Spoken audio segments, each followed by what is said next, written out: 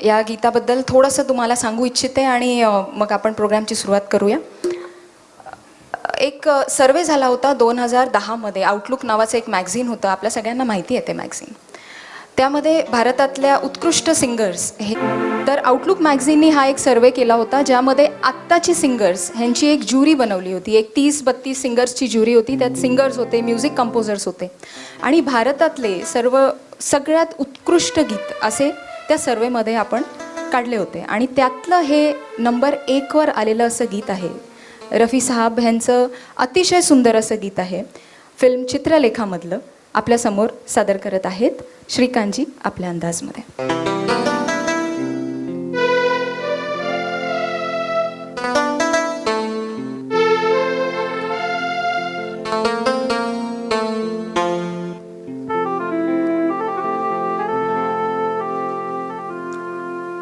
मन रे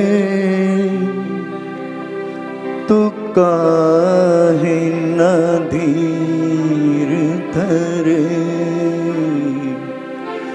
वो निर्मोही मोह न जाने जिनका मोह करे. मन रे तू काहे न धीर धरे, ओ निर्मोही मोह न जाने जिनका मोह करे. मन रे तू काहे न धीर धरे.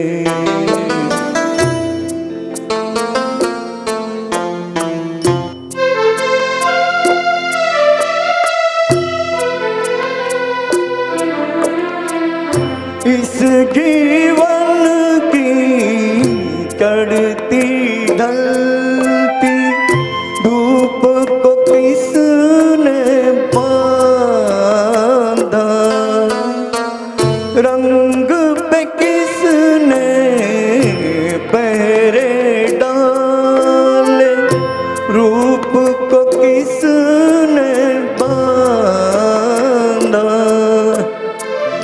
काहे ये जतन करे, मन रे तू काहे न धीर धरे.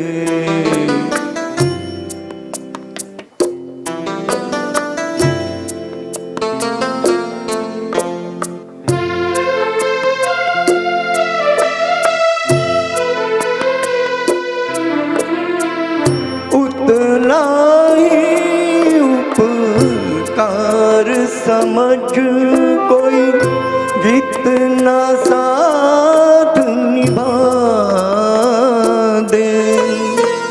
जन्म मरण का मेल है सपना, ये सपना बिसरा दे.